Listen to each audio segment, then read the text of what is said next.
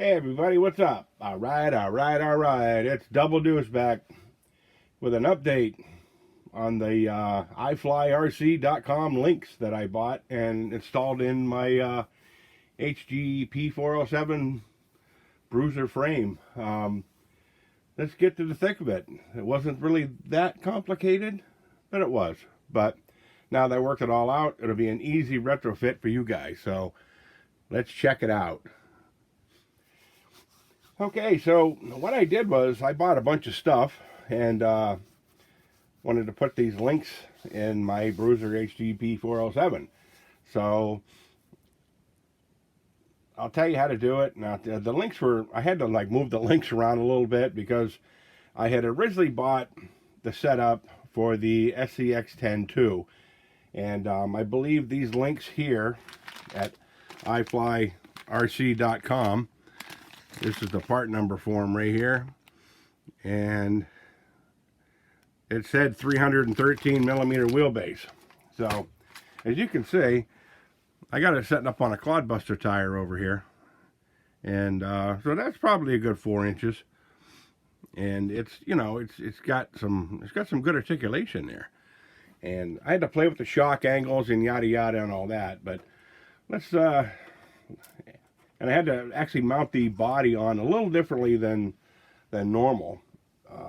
But let me pull this body off real quick.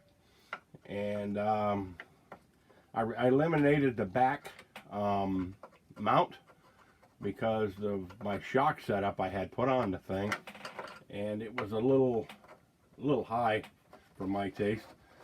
So what I did was I kind of set everything down inside. Now you can see I got the extra speed false motor and 2-speed transmission in there. I'll zoom in on it so you can see there. I'm going to show you how I did the installation on that and how I did the installation on my links. So the links come in a different bag, you know, or different sizes in the bag.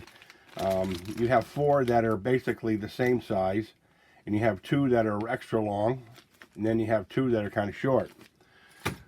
So I had worked these links around and around and around and around, and it was kind of frustrating after a while. Now you can see my rig has a little bit of a rake to it. It's lower on the front than it is the rear. That's because of my shock setup, and you can see, you know, I tried to keep it where it was, you know, as far as the angles go, but the back, it sets up a little high. But, so what I did, I eliminated the mount, which gives this thing plenty of travel in the back, you know. So it'll, you know, it moves quite a bit in the back. And the front, it moves quite a bit in the front too. Now, I have not put the steering servo on the axle. I probably won't do that because there's limited space. I could probably bring this shock tower and eliminate this and just bring it down to the frame and get my space, but I don't want to bind up my drive shaft angles too much. As you can see, the drive shaft angles they're pretty, you know, they're pretty limited where they're at now. Now these are from the XCS-10 the problem is you're going to have to shorten the rear shaft to the same size as the front because they're equal lengths now. Now basically what I did was I took the 4 links that were the exact same size, zoom in here, and I put them on the bottom, okay? And you can see here I added 4mm nuts inside because these are a set screw in here, a grub screw, a real long one, to get some length in the front. And I did it on the top also because I had mistakenly cut the top ones a little too much.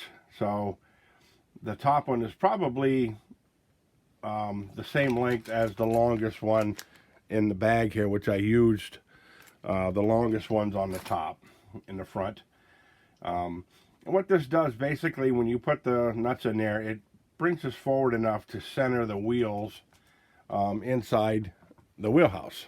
And which is nice with these links because you can do that too. If you can see on the back, I did the same thing on the bottom just to bring it back just a little bit so the wheels are centered, you know, in my, you know, inside the wheelhouse of the truck. And so whatever body you use, you know, you can adjust these. Now, if you don't have enough room on this grub screw, okay, it's a 4mm grub screw. You can actually go and just get a 4mm like long screw, cut the head off of it, and use that to bring your lengths out. And you can actually put 4mm nuts on there too, to, you know, to bring out your wheelbase, you know, if you need it longer. So anyways, I took the two shortest ones and I put them in the rear on the top, okay, and this is your two center screws for your cross member. And I believe it was 16mm, I think. I went back. Let me check this real quick. And yep, it was about 16mm. I moved this back and drilled another hole here. So basically what I tried to do was not buy a bunch of brackets that nobody could buy. So if you buy these links and you buy these drive shafts and you have a you know, a set of 100mm shocks laying around, you should be able to convert yours right over to this.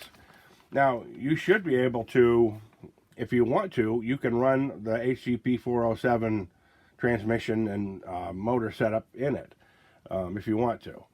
Because I kind of, like say, I've retrofitted these in before, and you know, they do fit. As you can see, the extra speed ones do fit in there. But I kind of want to see what it's like to have the HG-P407 in there. Now I had to alter this bracket here in the front just a little bit. You see, I had to put a bend here in it and a bend here in it, and then flatten the top out so it would actually, you know, so the body would set down on it and it would still fit around the motor case. So let's see, we're going here. So basically, so what I did was I moved the front shock tower back. I'm going to count the holes for you. 1, 2 from the front. 1, 2, 3, 4, 5, 6, 7, 8. Okay. Now at hole number 8 back here, that's where I put my transmission bracket for this transmission, and there's a hole there. And then I moved my shock tower back, and I drilled another hole back here where it needed to be. So I drilled one hole there. I drilled one hole here for the rear links, as you can see, and here I had just put the shock towers, turned them around and put them inside at an angle and bolted them up tight. And this is where your front leaf spring mount would be here. And I had to slot a hole a little bit because it was pretty close. And so I'd move this cross member back and forth a little bit here, trying to come up with shock angles here. And leaving these things kind of float in the rubber, it gives it some leeway too, because I did leave the rubber bushing in there with the steel sleeve. And now in here, okay, what you're going to see, I don't know if I'll get a close up in here for you so you can see how I put these upper links in. Okay, and I'm gonna, yeah, there you go. You should be able to see that fine there. Now if you can see, I used a long 3mm with a lock nut, and you see the sleeves. I put the sleeves from the leaf springs, the leaf spring shackles. I took them out of the plastic sleeve and just installed them in here with a long 3mm screw to get the links away from the frame. So if you're converting your HG-P407 from a leaf spring to you know, a link system, you should have these already on your truck, you know, and just put them in there and long screw, and you got it set up 16mm away from the back bolt of the cross member. And like I say, it's, you know, now this here, I wanted to lower the the motor and transmission down a little bit. Excuse me. So I kind of ground this mount down and filed it down flat where the motor would kind of set a little bit down forward. You know, I could bring it up a little bit if I want to, because this is, like I say, it's all an experiment. And on the rear of the transmission housing, okay, you got 3 big holes in your, you know, in your cross member. This one here, I had to notch a little bit of a area here for this hole here, and I had to drill a hole here in between the 2 big holes. So where these big holes are here, I just had to drill it there. And then I had to notch out the one original transmission mount for the drive shaft to fit in there, because it was pretty tight and I was afraid it was going to rub. Now, another thing I did was I put the shocks on the outside instead of inside these brackets here. And this is the existing screw and nut that comes with these axle housings. So I just put them on the outside and just ran them right in that way. The link is on the outside too. The inside, the outest part of the inside of the bracket. And now on the rear, I switched them around. And as you can see, I got the link on the outside of the inside bracket, and I put the shock on the very inside towards the pumpkin. So that right there, it kind of, you know, when you're messing with shock angles and stuff like that, you know, it's the shock just broke. But when you're messing with shock angles, it you know, there's a lot of, you know, a lot of different things that go on, you know, when you're, because they bind and everything else. And I had put the first set of shocks on and they were binding because the angles were too sharp on them. And let's see, there was another thing I wanted to do. Okay, yeah. Now where I put the links in over here, okay, as you can see, right on the, there's like a little flat spot on both sides of the cross member. And I just set both links down where I wanted, you know, where there's room to kind of center them in there. And I drilled 2 1/8" holes. Now, all these holes you got to drill in the frame here, you know, there's not very many. You know, there's 1, 2, 3, 4, 5, 6, 7, 8, 9, 10. There's 10 holes, 11, and just kind of opening that up a little bit, reaming it out a little. So there's 11 holes I had to drill 1/8" holes to put these links on. So it's a pretty simple setup. You get the links, you can just convert yours right over, and you need, I say, 2 front drive shafts for the XCS10, or you can cut one off if you're savvy. And it, like I say, with the frame coming down, I could actually, like I say, move this down and pick this up a little bit. But when I do that, my my drive shaft angles in the front are going to be pretty drastic. Right now they're kind of pointing down a little bit, so I could actually move this link forward a little bit more to kind of rock that up there. Now these axles I bought, I did on the first segment of this, okay, I did these you know, I showed these axles and where I got them and all that, and I'll try to put a link in the bottom there so you guys can see, because I bought all the stuff on eBay. And like I say, this here, these are just random links I seen on there. They're kind of generic, but they're high quality for what they are. I was really impressed with them. And these, like I say, the rear ends are from RC Option Company, from NTG or Integi or however you pronounce that. And now I think the rear was 64 and the front was 75. Now, one thing that you might notice when you get yours, can you see the angle of the knuckle here? When I got mine, these were on backwards, so the thing tilted forward. So when you turn the wheels, okay, it should rock back. It should roll back kind of at an angle. And that way there, it helps the positive steering. It helps it steer better. because the wheel will return to center and kind of stay there. When they had them on backwards, the wheel would tilt inward at the front, so it would come in like this, you know, really hard. And that right there is that's a recipe for a rollover right there, whether you're just beating around on the ground with it or climbing any hills.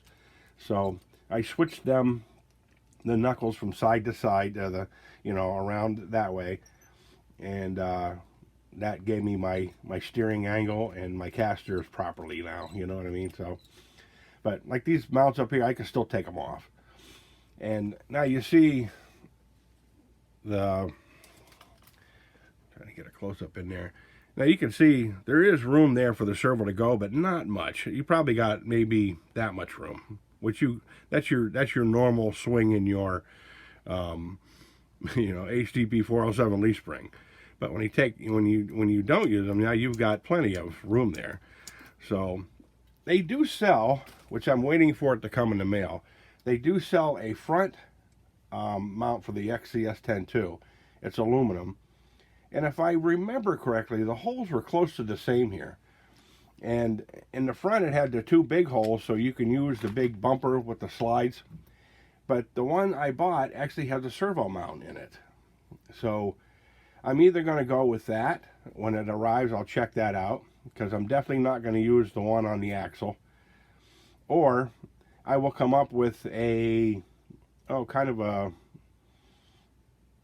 my version of the original steering with the swing arm up here. Now, Hot Racing does make a swing arm for their for the semi, the Tamiya semi, and it's all aluminum with bearings and everything. And I may put that over here like a steering box and run that down with a longer link over here, But that's to be determined. So, like I say, that's your setup right there. Now, excuse my arm there. Remember on my last video I said I may use this, I may not. Okay, well, I didn't use this because if I would have put that in there, it would have put my wheels way out beyond the wheelhouses of the Toyota body.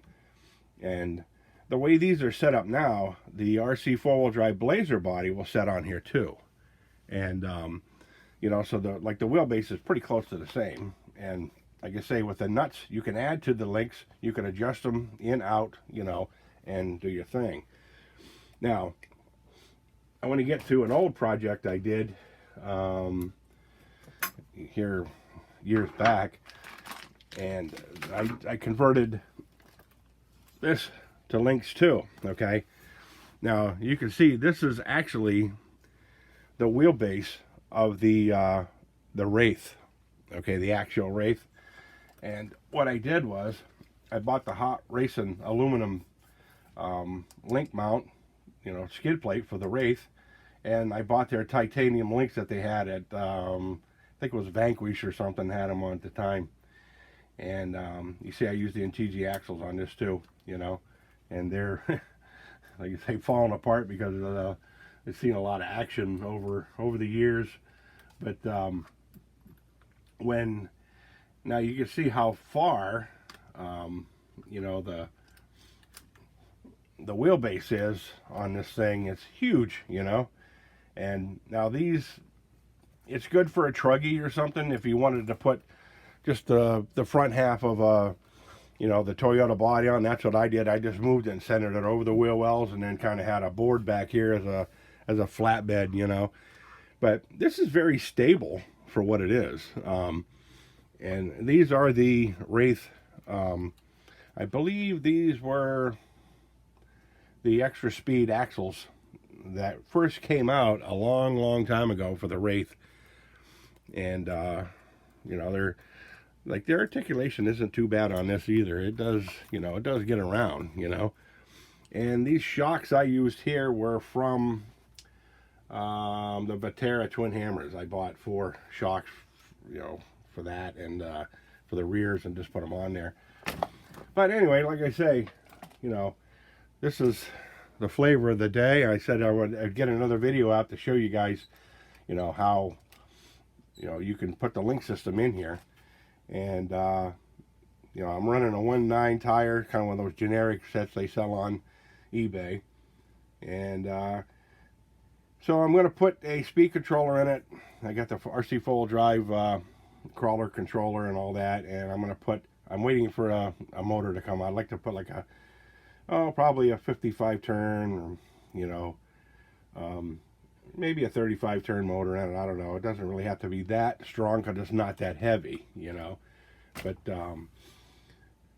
but I ain't done yet. We'll figure that out. You know, the motor could be one of the last things I order.